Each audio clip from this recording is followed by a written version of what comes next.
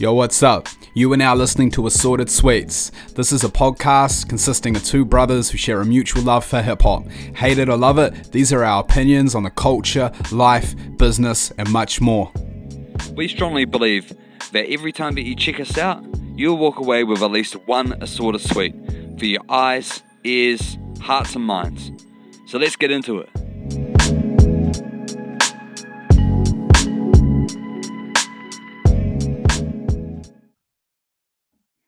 Cool. What's up, guys? Episode 3, we've made it. Yeah, sure have. Assorted Sweets again. Dropping some assorted sweets for your eyes, for your ears, for your hearts, and your minds. All right.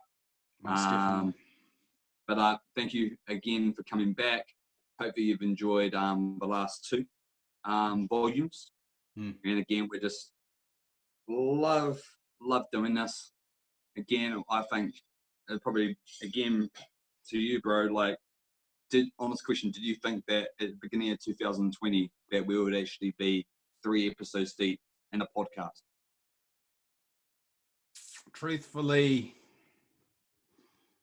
probably not. I think it's something that we've probably said for like the last few years. Every New Year's, it's like, it's that typical, oh, I've got a New Year's resolution. This year we're going to make it happen. Let's do it. And we're like, let's do it. I think I felt the energy was a little bit different this year and we would actually maybe do it. Yeah. Yeah. I have a feeling that it would happen. Weird. I think it's something about the old it's the timing. 2020. Yeah. It's a new decade, kind of. Yeah. And the fact that we're in a lockdown situation, it's kind of making the most of the time that we have. Time is a precious commodity. Most def. So today I wanted to talk about something that kind of, has been on my mind for a little while. So basically, like a little while ago, I discovered like a list of books that a certain artist had recommended or written down, and it came out in terms of things that people should definitely read in their lifetime. And pretty much this week I started with might be the third book on that list because some of them I had already read. Books like the 1% Rule, this one here, Laws of Power. Good book. And this week I've started reading The Alchemist. And so this artist that recommended these books is none other than Nipsey Hussle. So I was thinking this week we should do a podcast and, just talk about Nipsey, our relationship with his music, what we think his impact was. And I know there's just a lot of topics that we can probably delve into around Nipsey. So yeah, my first question for you was going to be, how did you kind of, discover Nipsey's music? How did I discover Nip? I discovered Nipsey, probably comes back to a volume 1 conversation, right? About the game. So, the game, West Coast legend, we know he's had his hand in many pies, or have kind of been influenced or has had many relationships with many artists. But when he came out, he was kind of a lot of big bro to a lot of artists on the West Coast.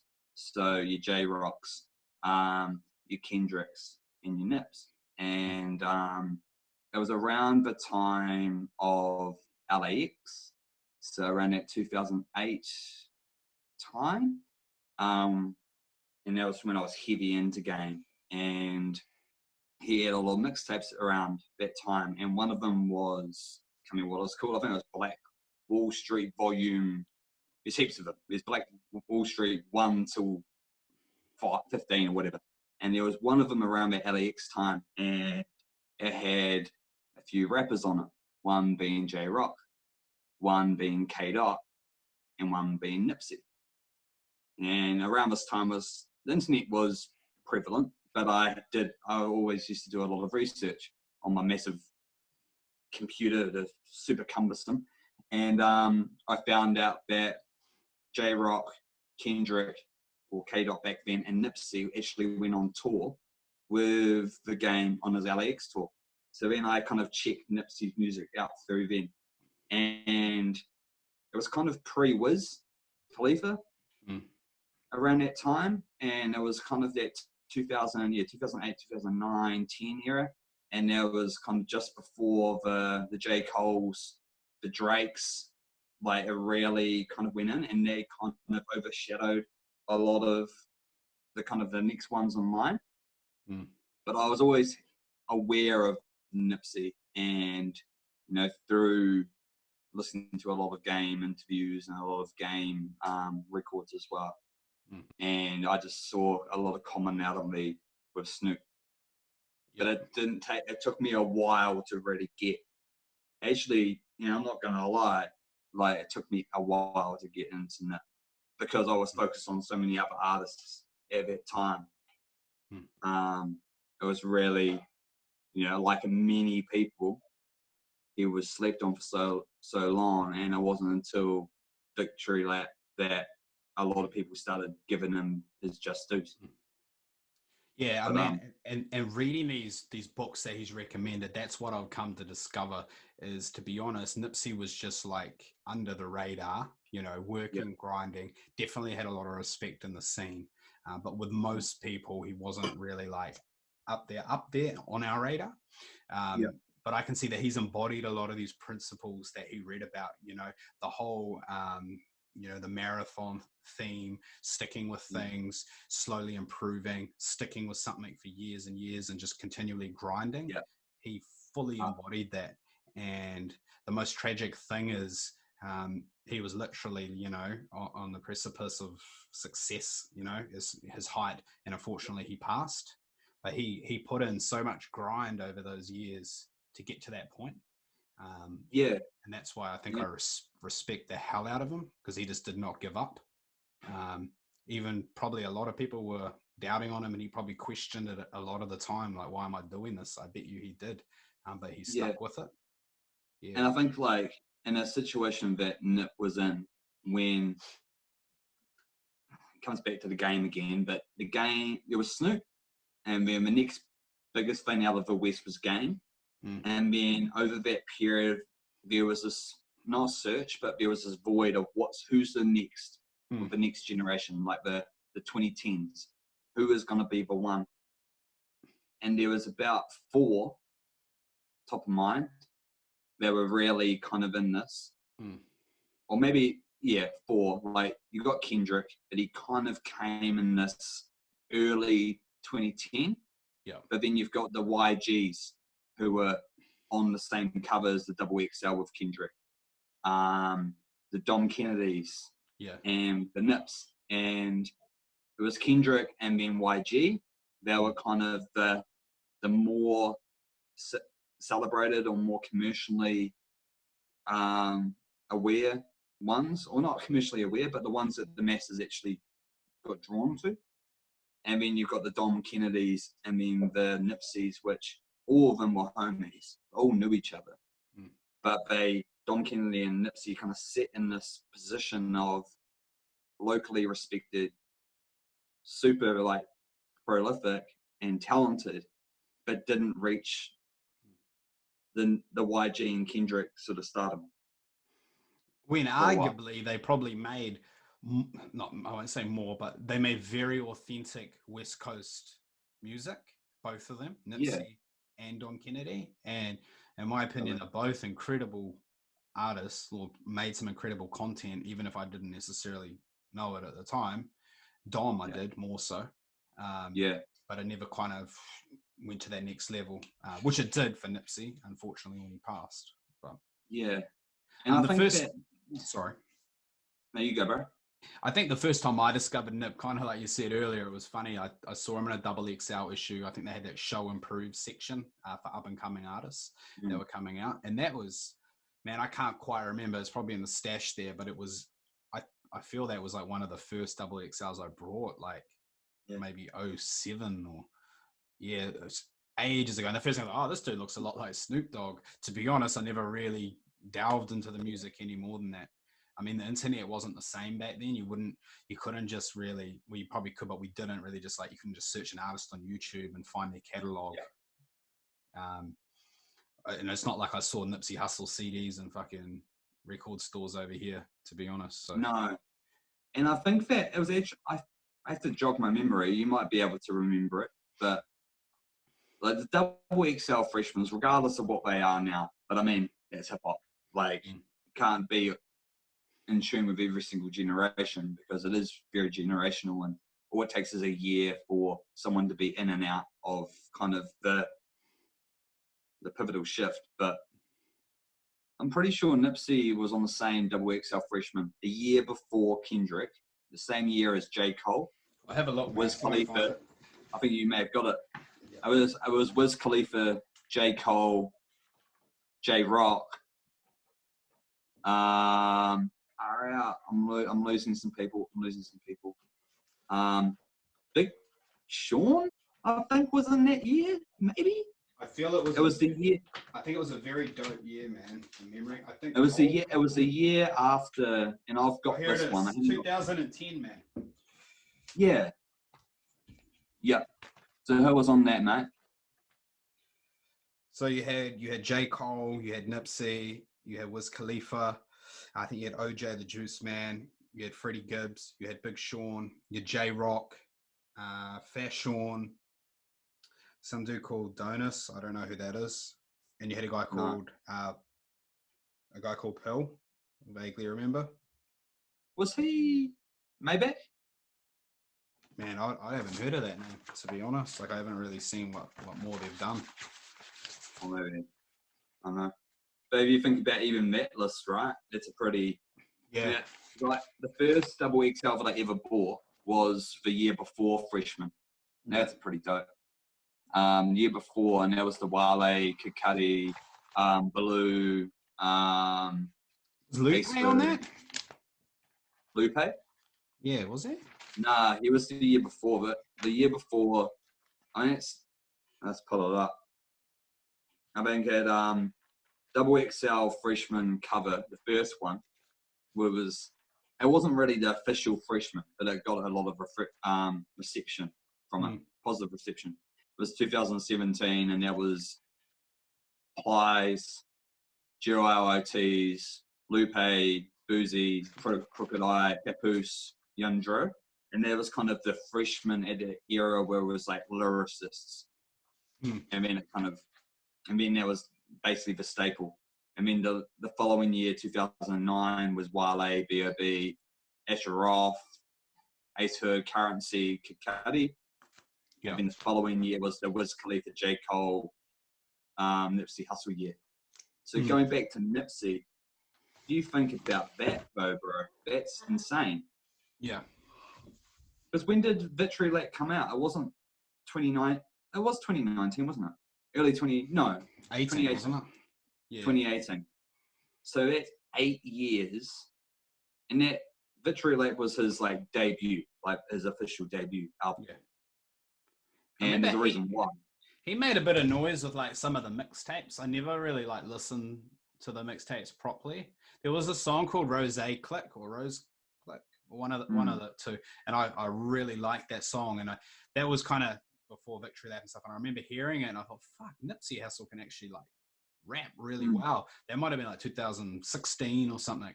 Yeah, it was around then, and I think there was a few tracks from Slowson Boy, and it was one with like Dave East and Nipsey. Yeah.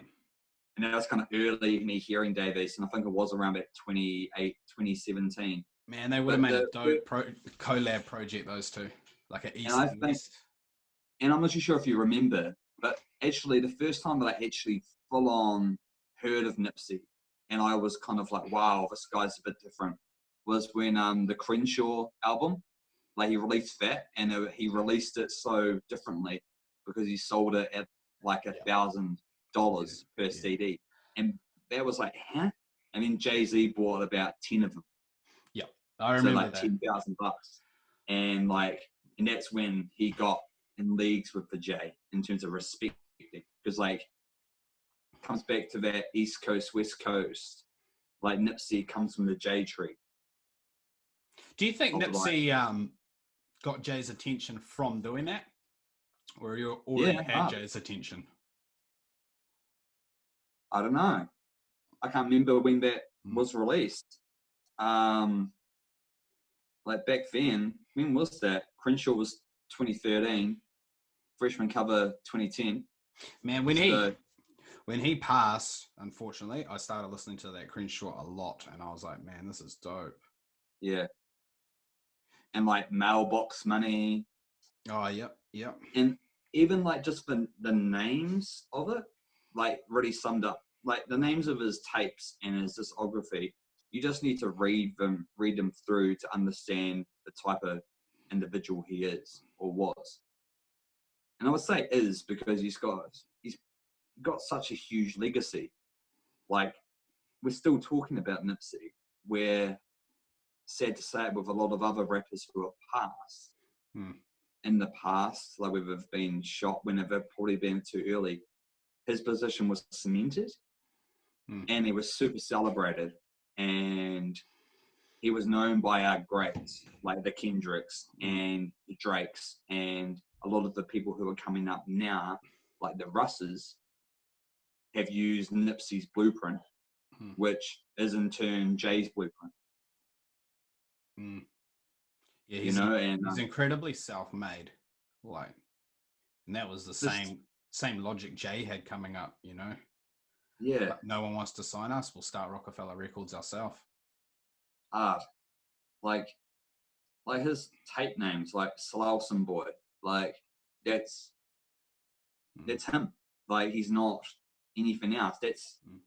He's hard on the sleeve. Like he reps where he's from, and his like neighborhood and his community. And then From America. an MC perspective, bro, what I really like about Nipsey and what I find refreshing is I actually like these days I prefer an MC who's actually like, I get so sick of like all the speedy stuff that, to be honest, a lot of the time people are just like fucking disguising the content and they're actually saying not much in the raps. But Nipsey rapped slow, clear, concise, and man, he wasn't overcomplicating it, but at the same time, it was very thought-provoking material in the music. If you listen to it, like it was like educational. It's like almost like reading it, like listening to a self-help book. You know, he was dropping so many gems in his music, and I just really sometimes appreciate. I think people overcomplicate their rap styles.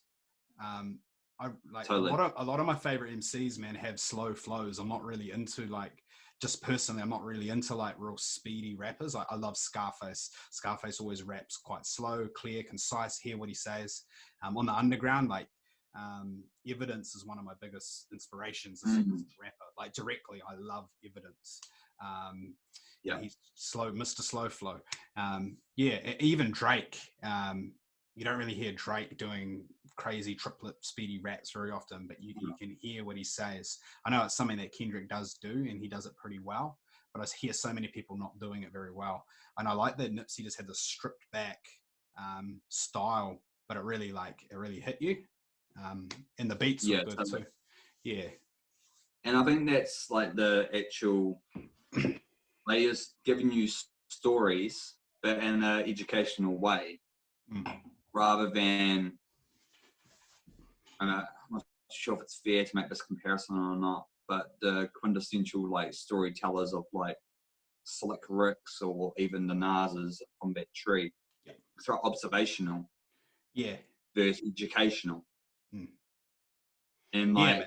That's where I get my style from. It's like when I write something, it's just my feelings on something, and it's just my observation on something, and it's just how I feel in that particular moment in time. Hate it or love it. Here we go again. But you know, like Nas was Nas.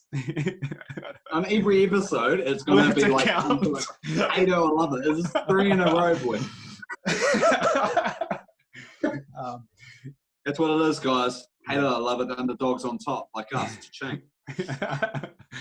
But Nas, like you were saying, he's that type of rapper too. Like it's like his opinion on things. It's what he wants to talk about. And it's like a conversational style.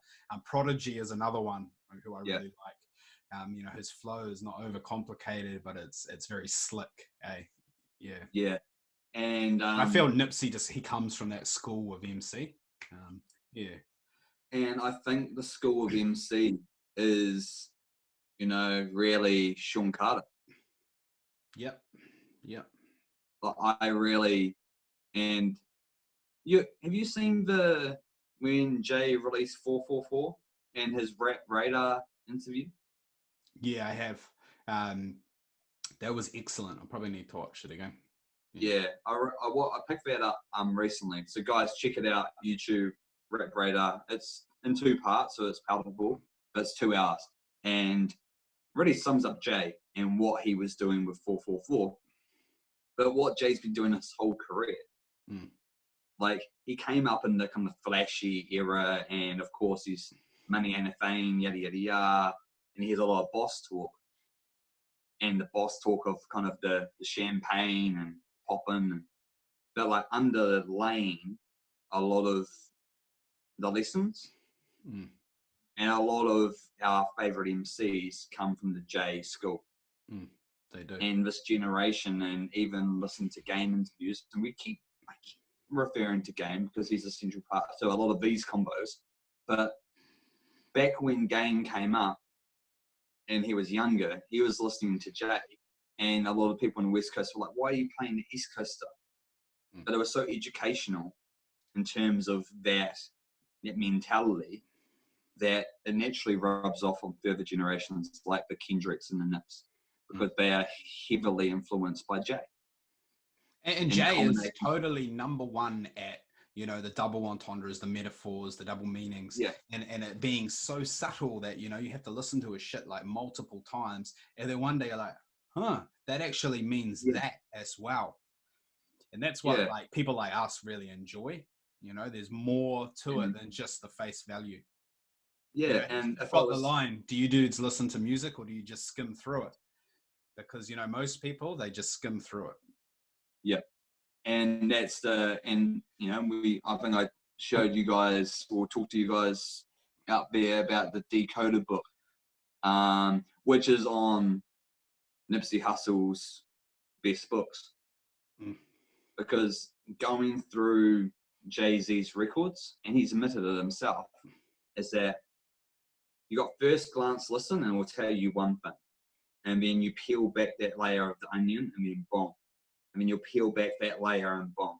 And that's why I like Jay, because from a professional 9-to-5 standpoint doing research, you can't just look at data at one dimension. You learn so much more by breaking and teasing it out. And that's what MCing is. But you're finding new jewels every time that you delve into it. And going back to Nip, every time that I listen to Vitriolate, I hear new things. Like even like just and that was the one thing I respect about him the most, is his independence. Because before Nip, there wasn't a huge amount of, could be wrong, but in my opinion, that real talking about ownership and independence. And I don't know if maybe Jay got inspired by Nip, maybe talking through that before Rock Nation. Or maybe vice versa. I don't know what the inspiration was, but ownership is so key now. And it was made even clearer when Nip passed. Like everything that he was doing, like beyond rap. And the fact that he's owned his own masters. Once he passed away, there was a change in the direction in terms of how artists deal with labels or how artists do business. And I find that inspiring. Yeah, and what, like, adding on to that, what's dope is that, like, some people, they get certain information, like, figure out things, and they just like, oh, I'll just keep it to myself because, you know, I just want to benefit myself. I don't care about others too much. But with Nipsey, everything he was learning, the jewels and shit, like, he was sharing that with everyone. He wanted to see people who were fans of him, his communities, prosper in the same way he did. And you don't get that every day. Like, he was like, I'll share all this game with you guys if you're happy to listen. You know? Exactly. And that's why I go back to the Jay-Z combo, and just in that podcast, he's like, this is what I've been doing. Like, all I want to see is you guys to surpass me. And it's MCs or rappers like Nipsey and Meek who are on that in the new age in the last decade, They're the ones who are really elevating themselves up to that level. And it's people like the TIs, the Jeezys, the Rosses, who are really strong in independence and developing a strong foundation off the J tree, but really elevating their own sort of communities or the empires. Yeah. And that's the stuff I find fascinating. It's not about the flashy stuff. It's not about what you wear and what cars you ride or whatever. It's about the impact, and it's about what you can actually do. Mm. You know, like with the impact of beyond music, it's actually touching communities, and that's what Nipsey was all about. And that's And fascinating. what, I often feel conflicted if I think about work, for example. We'll advertise the fact that we're giving this much back to the community. This is what we're doing. We're telling people. My question sometimes is if we're advertising this stuff, is our intention for doing it really in the right place? Mm, And linking that to Nipsey, when he was alive, I didn't really hear about all the things he was doing for the community.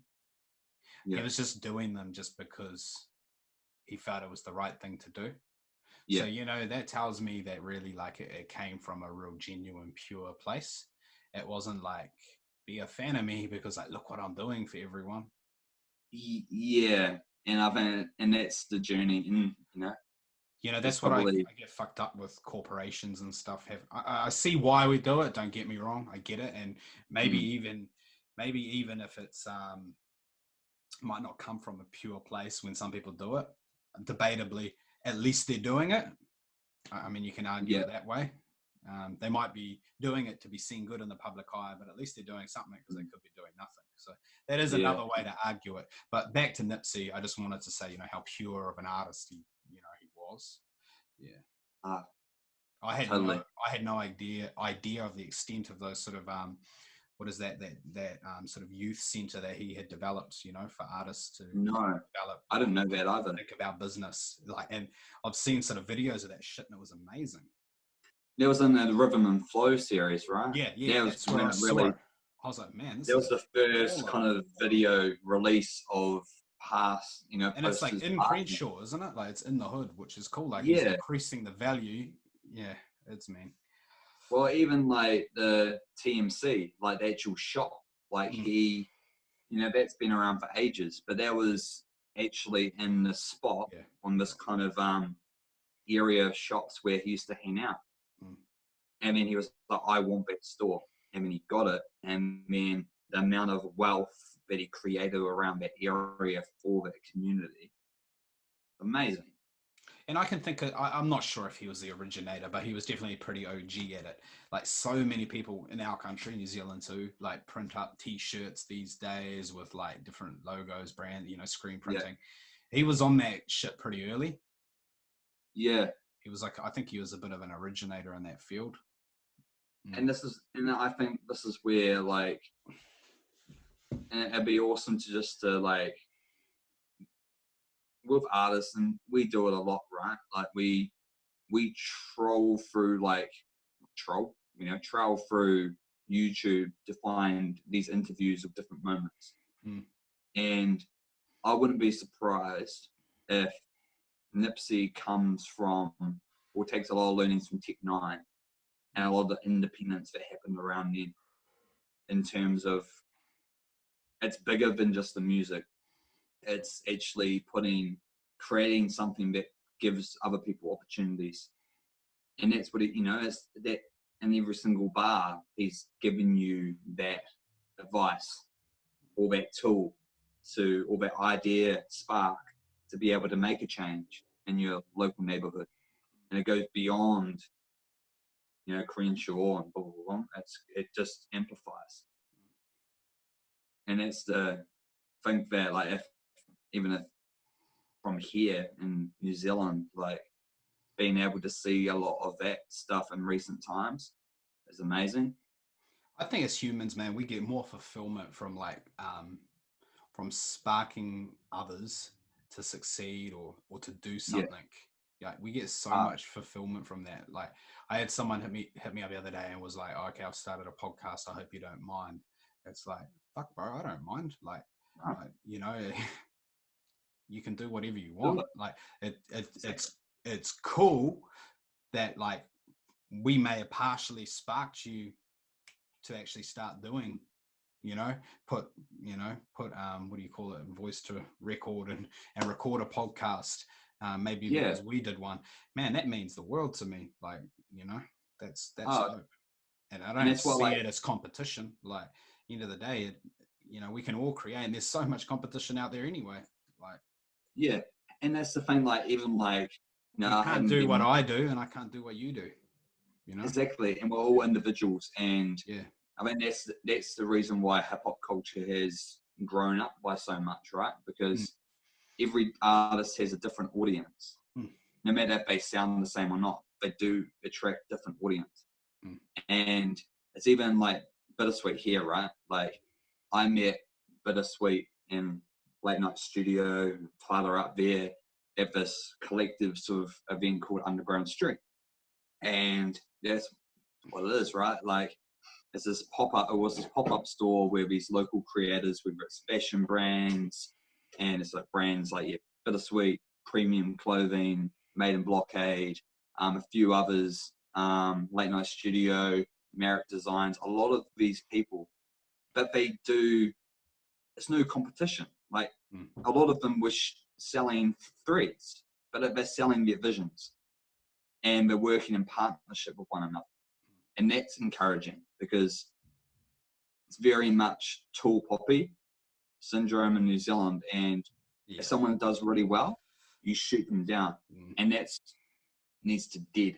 So if you're listening out there and you agree the same way, just do a movement like that because it's as soon as someone has an idea and you cut off a life to that poppy, mm, like that can be pretty heartbreaking. And that mm, idea could actually lead to something really phenomenal to help other people out. mm, And it's not about competition, it's about elevating. mm, You know, it's you prop people up, not out of your own gain.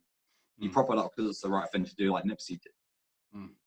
And Yeah, like ever man. since We this, In New Zealand, we don't yeah, teach like the kids to be fearless and follow their, what they really want to do, because they're yeah, so caught up in, tall poppy syndrome, where it's like, oh, that's shame. They'll cut me down for doing that. Oh, I want yeah, to rap. What a try hard, bro. What do you think you yeah, are? Or I want a podcast. Oh, whatever. That's such a yeah, Kiwi thing, and it fucking scares the shit out of people to actually like fulfill their potential, in whatever field it might be. And yeah, that really does need to die, man. Yeah. yeah. And I think, and it's like, it's why there's a reason why hip hop's the genre. Mm. Yeah, because it teaches you self confidence, man. Like, if I'm like Yeah, walking down the road and I'm like listening to like a J record, and yeah, it's all like braggadocio and he's bragging about what he's got and shit. To be honest though, man, like I'm putting myself, like when I listen, like in his shoes, and I'm thinking, I kind of like I am the man. Like I'm feeling yeah, like the person I'm listening to, and I think that's something that hip hop has taught me, and probably a lot of people, is it is confidence. You know. it is. And it's just lessons. And it's just like you go through real stuff. Mm. Like, it's the themes are so broad Mm. and diverse. And when that's people why shit I when gravitate. people shit on it for the negativity, I don't understand it, because to be honest, obviously there's negativity in there, but all I take Hmm, from it, bro, is the positivity. And like, yeah, it's in there if you listen. You don't just skim through it, you know. exactly. Exactly. And it might have to take a few listens to do it. And that's where I worry about the microwaves Mm, or like this streaming era mm, that, like, imagine if Nipsey, and it's, of course, it's all hypothetical, but like if Nipsey came out in the kind of golden age, not golden age, but kind of that Snoop Dogg Tupac, and the same thing happened, where would he be sitting? mm, And I'm real proud of the hip hop community because they everyone realized how great Nipsey was, like Nipsey the Great. Like they actually heard him, they saw him, they knew it. Like people within the community knew. Well, it took a while for us to get up to speed because of, whether it's focusing on the Kendricks at the time or the Drakes or the J. Coles. Those in those communities and like the West Coast community, that's why I love it so much. It's because everyone knows what's going on. And the fact that he's been immortalized a year on in such a positive light, because he has been very positive and been a silent assassin in ways, there's nothing but inspiring. Like, bad situation to positive, but not being full on. You don't have to brag about it, but you just have to be real and authentic. And his story is real and authentic because it's his. It's not anyone else's, it's his. And that's that's the thing that I get from Nipsey and a lot of the artists that come from that J tree. It just cuts through at a different level. It's a different frequency of cut through. That's what I like. I just want the kids to be able to see, like, is that, even adults, is that beyond the imagery of like, okay, like smoking weed in a fucking centerfold, or like talking about gang banging, or like wearing the color blue and he's a Crip. Man, there's so many more layers to Nipsey Hussle, or probably your favorite artist, that meet the eye. And I hope that people can see beyond that imagery that fucking Nipsey Hussle was a smart motherfucker, like like he read books like kids. You think it's all about like fucking gang banging and fucking talking about taking Xan and whatever. You probably find that he hardly ever does any of that shit, or like doesn't do it at all. He's actually like probably grinding, focusing on business like all the time, outworking probably your parents, for example. But like, and he's all about education and about helping his community. And it's like, I just don't know how the naysayers and things like that don't see that or understand that.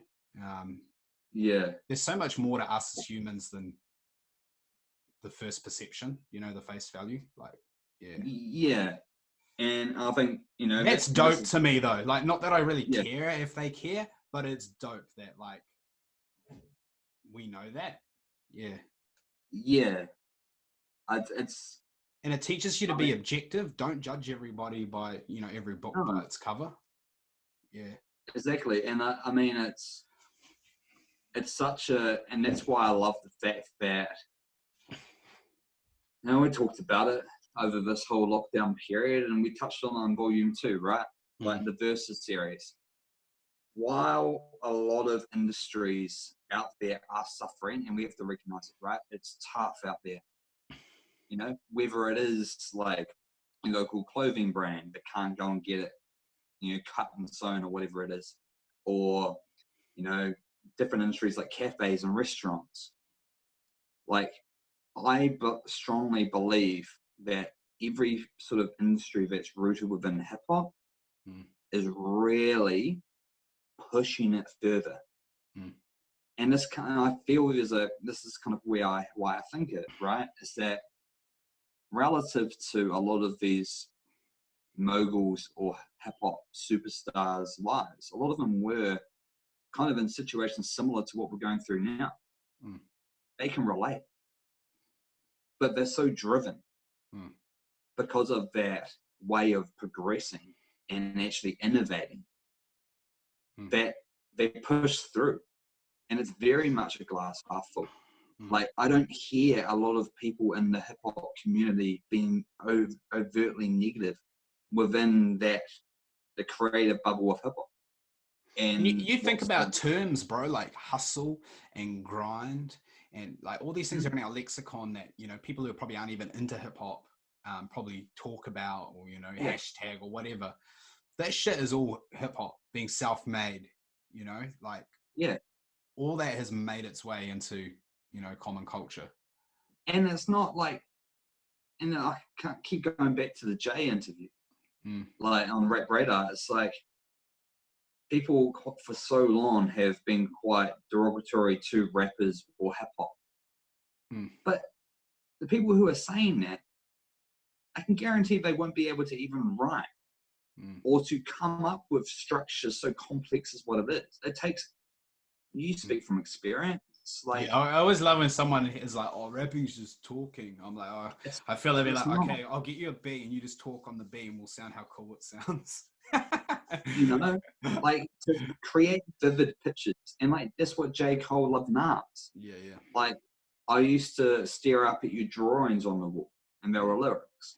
Like, just to be able to, like, from the power of words and storytelling Mm. to then translate into business, that is why I love hip hop. That's why I'm here doing what I'm doing, because it is that grind. It's patience. It's perseverance. It's Sleep is the cousin of death. Like all those like things that are, hip hop lyrics or whatever. Yeah. yeah, and it's just like, like even the last episode talking about Magic City and Scribe's lyrics, like dreaming and being driven. Like Mm.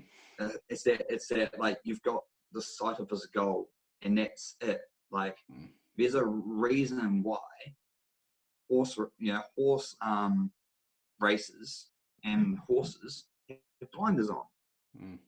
because if they don't, the horse is gonna go like this and it's gonna stumble. Mm.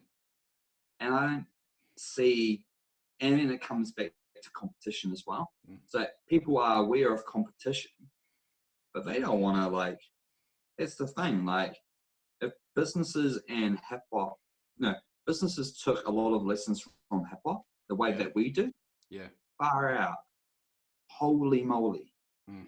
Because it's not that you're doubting the competition, it's that the competition inspires you to get to new ceilings. And there's never a ceiling. That's not creativity. Creativity is always finding new ways to excel or When you're to talking develop. about the blinkers on the horse, it kind of like in the Alchemist book, the kid talks about, in life, this book's written fucking, I don't know how long ago, but ages and ages ago, but it's still so prevalent today. Everybody else in life has all the best ideas about what you should be doing and what you're not doing right, and the critiques.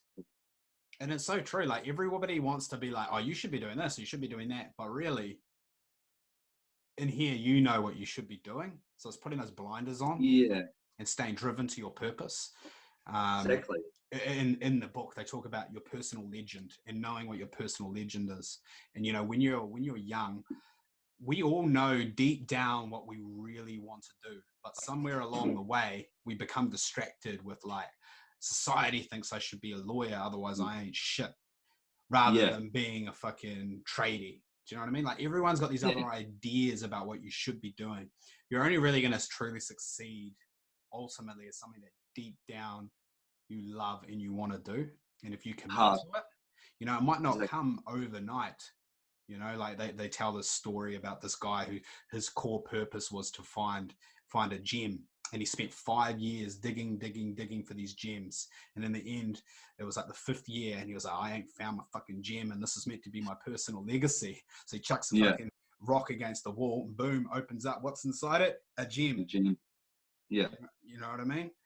This is that mentality that to succeed, you need to have, and not everybody has that resilience. That a Nipsey Hussle. yeah.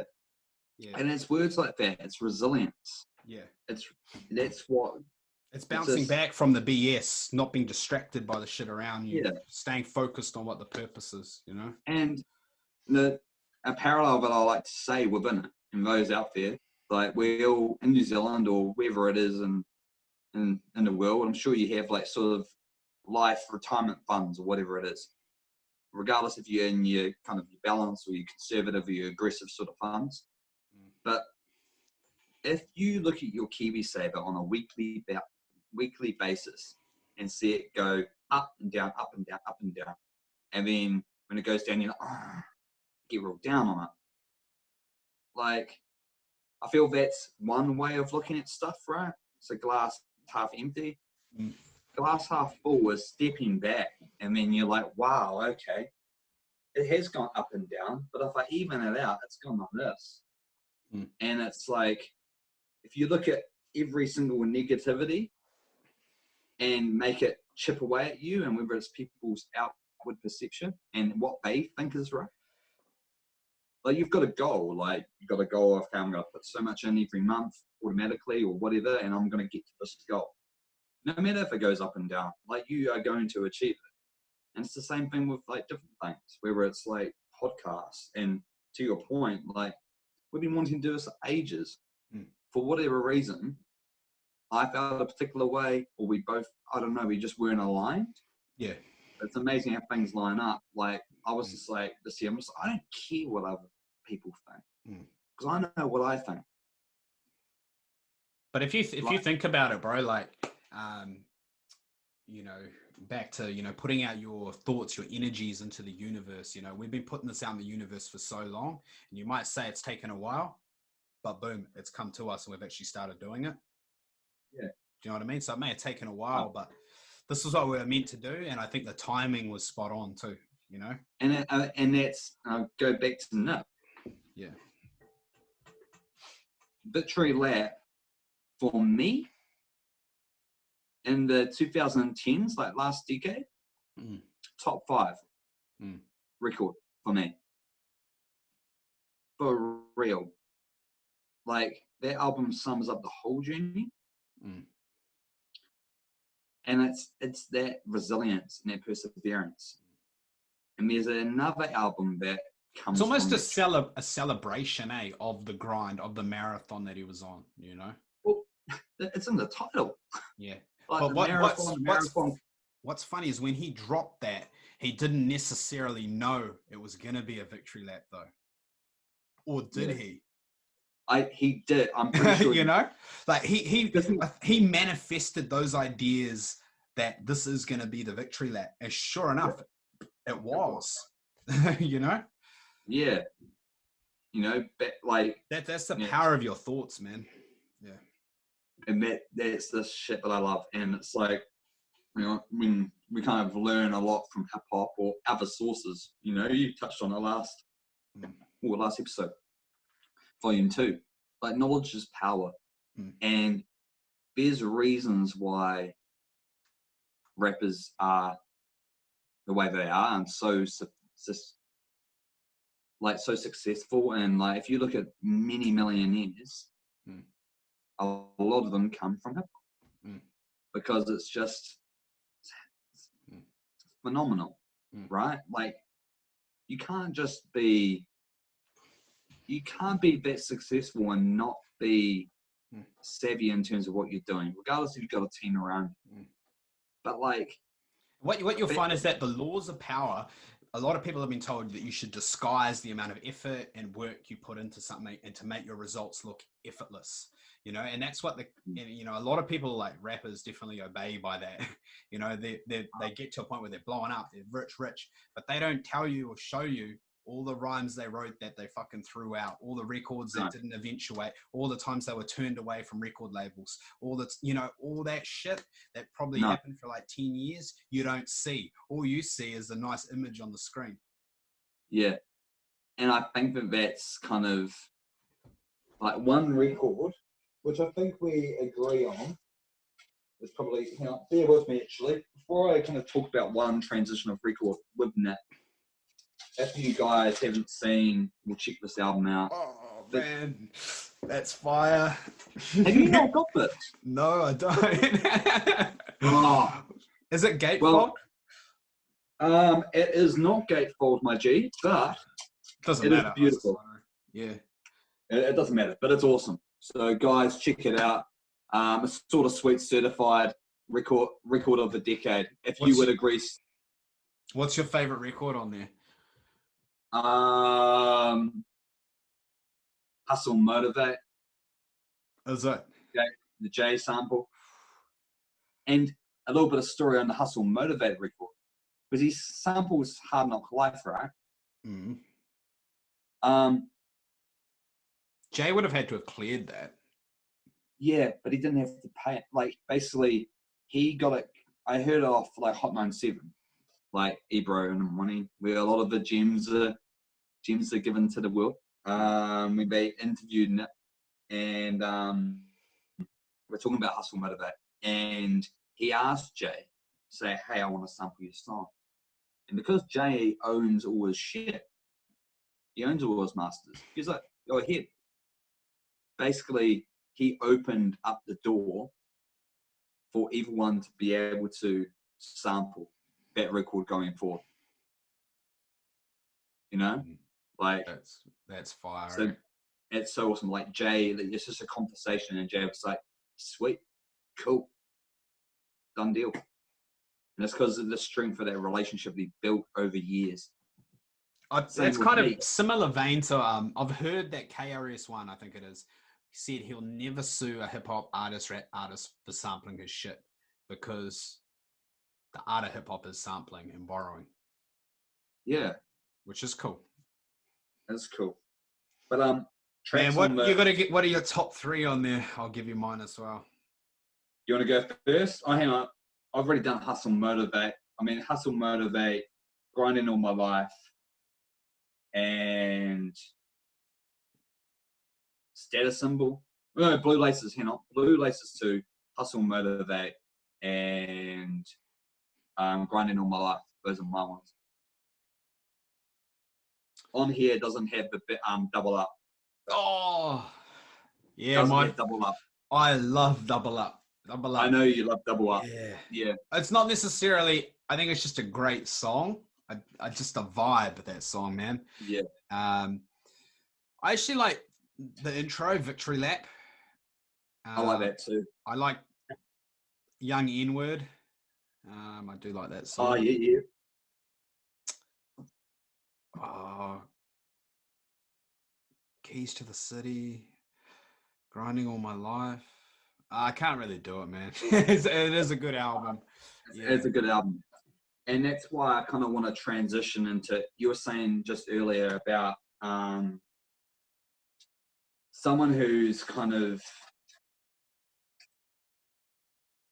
what would you say? Like you were saying about the fact that people see the glitz and the glam. They see that they've made it, right? Like everyone wants to be the Jay-Z, but Jay-Z has worked super hard to get there. Everyone's seen the Kendrick, like Kendrick and Drake. They've all worked hard. It hasn't just overnight. You know? You would argue that a lot of the new rappers, like regardless if you're popping on SoundCloud, they still have had to do repetition for those 10,000 hours to be able to get to a point where they can do it to some degree. Someone who's from the Nipsey tree, who in turn is from the J tree, is our boy Russ. Mm-hmm. Yep. And in the last decade, for me, in terms of what kind of my business mentality, because the last 10 years has really been pivotal for me being a young... Interrupt you there for a second, man. You got like low-key flexes like every episode with your record collection. How many records do you have? Do you know? Check me out on Discogs, guys. I've got a fair few, bro. I've got a fair few. Yeah. I'll let you get back to it. I was just like, man. I've got a fair few. I've got 1, 2, 3, 6 cases of about 50 each. Yeah. So about 250, 280 Rickies. Oh, yeah. But that's 15 years of your collection. Yeah. But yeah, I have to flex, bro. You got your magazines, I've got my records. Flex. For this album, it bears really a wolf. Bears really a wolf by Russ. And guys, if you don't know Russ's story, Russ, rapper from Atlanta, from New Jersey originally, Sicilian. I like that because I love the Godfather. And despite what my DNA tests tell me, I haven't got any sort of Italian blood to me. Anyway, I love it. So this album here, in the grind of this album, similar to Nipsey's in a way, in terms of he's 10 years releasing mixtape. It wasn't popping. In a way, he started switching it up and releasing a tune a week on SoundCloud. And he just dropped it. So instead of dropping a whole album one hit and it being high and by, he dropped a track every week. So again, if we kind of relate it to that 1% rule, it's kind of like dropping it, improving it, dropping it, improving it, boom, boom, amassing a fan base, and then records start taking off. Like tracks like What They Want, Losing Control, Pull the Triggers, a lot of that sort of stuff. And he kind of slowly grinded. Like before, when people knew about Russ, they listened to this album. But he's got 11 albums or 10 albums beforehand. And they're all great music, and a lot of his old songs have kind of blown up. Same with Nipsey. Like, it isn't just Victory Lap, there's a lot of other tunes off his album too. But Russ cites Nipsey as one of his biggest influences because of his way of doing business, or way he thinks. I wouldn't have known that until he said it, but it totally makes sense when he said that he was a big influence. Yeah.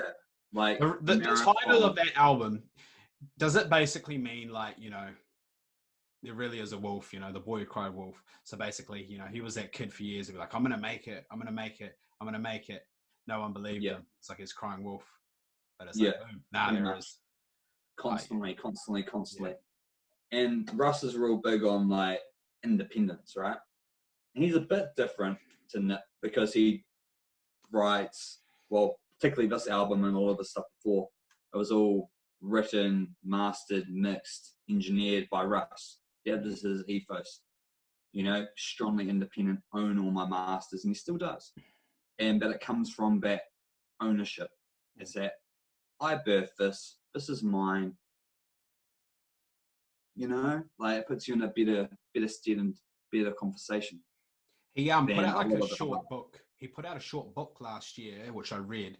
Well, it's not too bad. It was short, but it had a few gems in it. But one thing I picked up out of it was he said that, you know, people who often make it in life, and, you know, that was for him too, you know, are crazy. They're the people who, like, when you listen to what they're saying, they feel that's crazy. It's not going to happen, you know. But like when he was whatever age starting out, he was crazy enough to believe that I am the dopest, even though he's like, deep down I knew I wasn't, but I knew one day I would be. And, you know, that early belief and thought that, you know, I'm crazy enough to be the best, it kept him on track for that 10 years, which we're talking about, to get to the stage that he dropped that album. You know, you almost got to be a little bit deluded in a way in life to think, I can accomplish that. Because if everybody thought it was easy to accomplish, everybody would be fucking doing whatever that is. Yeah. If, you know, well, a lot of people would be doing it because you just have to do that and you'll get there.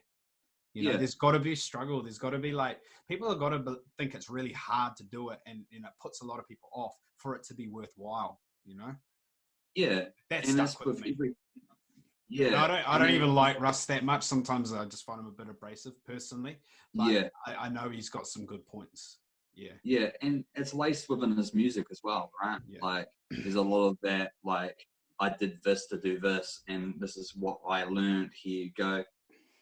And that's what it is, very abrasive, and that's his personality. And again, that's people in life, right? There's always people who are kind of maybe up themselves, but there's a reason why. And it kind of comes to even Tall Poppy fame. It's like, I'm going to shout out my accomplishments. And that's what I've just done, right? It's kind of, you shouldn't be scared to shout your accomplishments, right? We are, though. Well, we are. But we're scared because we don't want to make other people feel a certain way. But by shouting out, hey, this is what I've done. This is we're concerned what they'll think about us. Oh, what a dick. Yeah. Oh, what did you just say? You know? And again, that's being empathetic. Like, you have to have a level of empathy for having conversations with a lot of other people, because they might want to do it, but they may not be on that journey. But being there for them to have a conversation, that's the most important thing at all. Yeah. Or like records, going back to them, you know, a year or 5 years or 10 years, 20 years later, and you pick up new gems. Like, that's the cool thing about hip hop or albums. Like, you can read it, or a book. Like, you can read a book, and then whoever wrote it, you know, you're listening or and audiobooks, or reading something that they've written about 20 years ago, and you learn something from it. But that's essentially the intention of that person when they wrote that word or that verse or whatever in the first place. And that's so powerful, that the fact that spoken word or literature has that much, like, there's power in words, and it inspires ideas and thoughts, and it's just amazing. And I mean, I love the fact that we've got hip hop, but maybe the volume 1 conversation, actually talking to someone who isn't into hip hop and understanding where they get a lot of their game from. Because it's not just, there's people out there that are very, very onto it, but they don't listen to hip hop.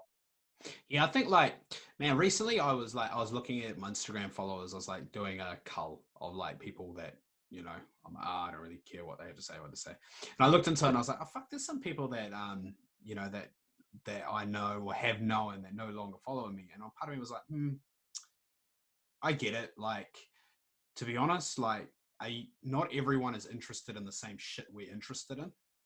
Yeah. You might not you might not, rap to you might just be something totally, I don't know, like the way it comes through your ears just might sound absolutely horrid. You know what I mean? Or like, we appreciate it so much, but not everyone else does. So, you know what I mean? Like, and my social media is just a platform, bro, for what I'm interested in. And that's hip hop. So that's what you're going to get. You know what I mean? But not everyone is into the same things. And there might be reasons for that. There might not be reasons for it. But it's interesting. Yeah. It'd be cool to hear, like I'll play like an Outcast record for such and such. What do you hear when you hear this record? Yeah. Or even just understanding, like, we know our favorite artists, there's many rappers or other artists, like, it's beyond just hip hop, of course. There's R&B people that listen to it. I think though, bro, like hip hop has made us, I might be speaking for just me, but I think has made us objective people.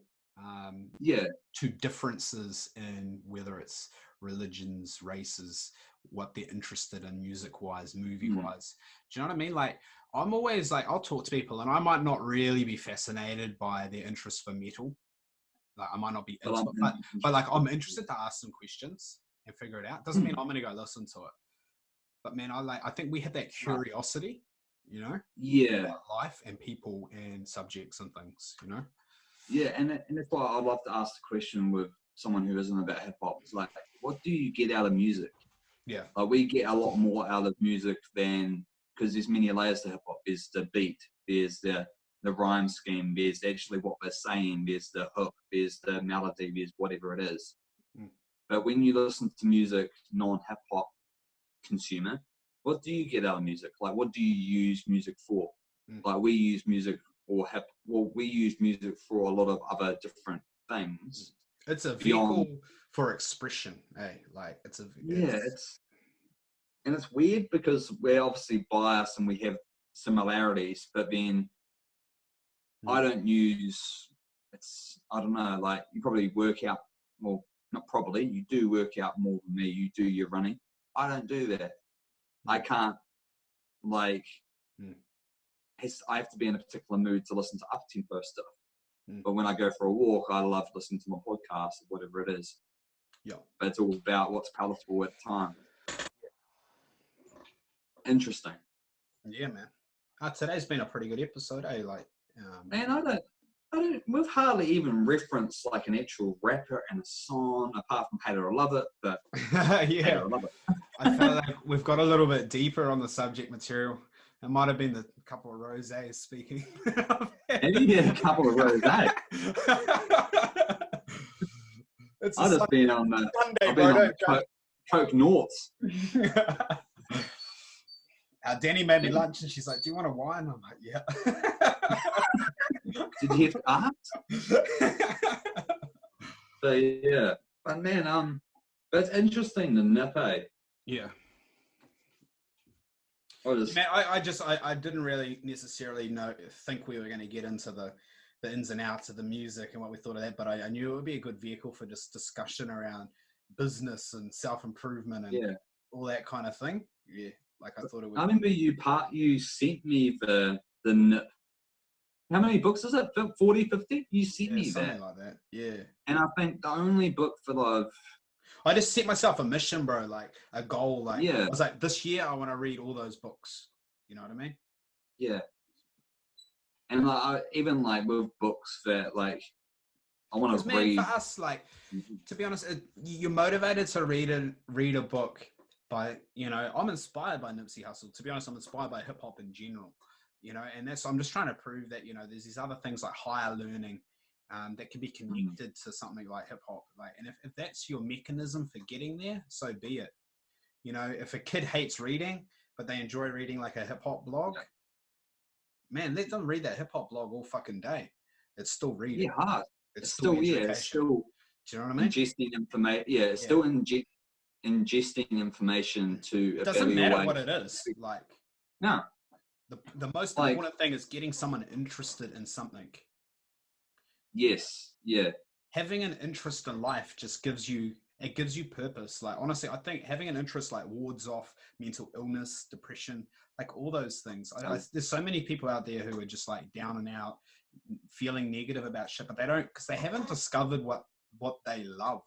You know what I mean? And that's where you and I are fortunate, bro. Like we know what we love yeah. And it's not outside. easy. No, it's not. And so it takes some people a long time to find that. We were lucky enough to find it early on, and our passion for Yeah, it has only grown over the years. But it's like an yeah, outlet. Because like, man, if your only exactly. thing in life is your work, you know, nothing's wrong with being career driven, you know. And some people are in careers where it is what they love anyway. But most of us work, you know, jobs that are jobs, okay? If all Mm, you're doing is working that job and that's yep. it, you don't have an interest, man, like it would get you Yeah, down. and You know? like I've gone through it. Like I was fortunate earlier on to have a lot of influences, and Yeah. that might be a question just to ask. But you know, with my daily series, I kind of talked about like who are the biggest influences on me, and I've got many, right? Like whether it's people who I've worked with, you know, people like yourself, you know, a lot of other people that we grew up with, peers. But one that was greatest for me is my granddad because he was super creative and empathetic and just a good bloke, and he had a lot of heart. But then that was instilled within me, and I was talking about a lot of the stuff and kind of brought up some You're lucky memories. to have that person. I'll let you continue because I don't. Yeah. You challenge me to think of one, and I have multiple, but I can't drill Mm. it down just to one. Like you can definitively, you know, it's your granddad, and that's awesome. Yeah, and I think it's like as you said, like you might be feeling down and out, but it could be something as simple as just going for a walk that gives you pleasure, like just doing the things that you love, like and it make you feel so much better for yourself. Mm. But looking at what the stuff you love to listen to or read or ingest, and then maybe delving deeper into the person behind that or a lot of that stuff. Like that's what hip hop is to me. Is like, well, what is the person behind that rhyme? Or you know, I mean, you go deep into understanding that line that they resonated with me. It resonated with me because this person said it, and this person came from this, and they read this book, and then they're inspired by this person. I mean, I'll check them out. I mean, it's this path of just discovery that if you hadn't been so, if you weren't so open-minded and willing to just let the information come into you, Mm. then you wouldn't be able to even get those multiple steps. Like we were talking about with Jay, like you only listen to what you want to listen to, or you only let people in as far as you want them to. Mm. And it's in reverse, right? You let so many people come in and have a yarn with you. At a point, you might stop. But in terms of exploring things or being curious, you only go as far as you want to go. Like there's so many layers to so many different things that we have around us, whether it's music, books, life, politics, economics, whatever it is. Yeah. But I'm sure every single person in the world has this one thing that gets them going. And regardless if it's your 9 to 5 or your 5 to 9 or whatever it is, but it's that one thing that can actually be the main focal point of your life. Like, but it's just finding that it is there. But as you said, the gem story, like that was the goal. Boom, boom, boom. Nearly gave up. Went boom. Gems came out. And that's how you approach life. It's not this one shoe fits all or one clothes fits all. It's everyone's different. Everyone has their own different journeys. You know, like that's fascinating. I think we're all capable of, you know, achieving greatness if we find what that journey is, and then we stick to it. You know, totally put the blinkers on and just stick to it. And not everyone gets that shot, unfortunately. No. You know, that's what it's about. Well, exactly. And I mean, it's people like us who can talk about stuff and make people, and this is what Assorted Sweets is all about, guys. Like, as Brian touched on in volume 2, we love talking about this stuff. Actually, I'm looking forward to actually listening to us again and watching it again. Yes, because I learned so much more about myself by reviewing what I'm talking about. It's weird, but I know it's a hobby for whatever reason now. But if you walk away with at least one thing, whether it was like, I want to read The Alchemist, or I'm going to check out Nipsey Hussle, and if you walk away with at least one thing, one sweet, it's cool. That is that's an Assorted Sweet, right? Yeah, it is. That is just gems. And it's like, oh no, we're not intending to like the gem. Just talking about our experiences and just combos like we normally have. Because do you find when you play this back, bro, you find like little things? Like, oh wow, we went there. Oh shit. Yeah, it's interesting to listen to. Yeah, when you listen to it without actually doing it, you pick up on different things. You're like, oh yeah. Yeah. You know, some of the things we'll articulate. I don't even know if it's something I really deeply thought about just recently, but that's the cool energy of this conversation that, you know, it brings these things out. Yeah. Exactly. And if it inspires you guys to have conversations with other people, then that's cool, because that's what, and again, coming back to hip hop, it's like these rappers have talked to us in many different ways. That's what it is, right? Like a song talks to you, or music with vibrations with whether it's just instrumentals, somehow talks to you or elicits a behavior or a mind shift. And that's why music is a real powerful vehicle for us to be able to display emotions or to figure things out. And it's like when we listen to our favorite artists, like we're objective, like take the good like there's bad shit and good shit in my favorite rapper's song. Do you know what I mean? It's like knowing what the bad shit is and knowing the good shit is, taking it with a grain of salt and turning it into something positive yourself, you know? Yeah, man. It's just fascinating. All right, guys. Should we call that a wrap up? Oh man, I'm liking me surprised. But no, that was cool. That made me feel extraordinary. Oh yo. So guys, that was volume 3. Assorted Sweets. Thanks for tuning in. I go by the name Assorted Hamish. I go the name Should Be Sweet. And we'll see you in volume 4. And before you go, if you do get to the end, we are now on the Mixclouds, we're on the Soundclouds. We've of course been on the YouTubes, but we're a lot of your DSPs. But if you do see this and you want to see more stuff, or just reach out and have a yarn, hit us up on the Facebook or the Instagram.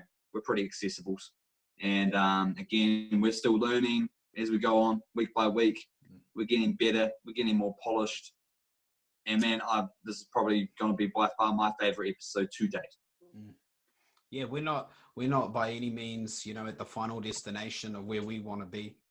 you know, in all areas of our life, but we're enjoying the process, and this is the process right now, Yeah. you know, in And what front is of your eyes. So, and I think, and again, just to leave on one last thing, the final destination, I don't like the final destination because, like, for whatever reason, you're kind of constantly driving in search for something, and mm, we're constantly trying to just have the best conversations possible. mm. Awesome, and that's all that we want to do because it's fun.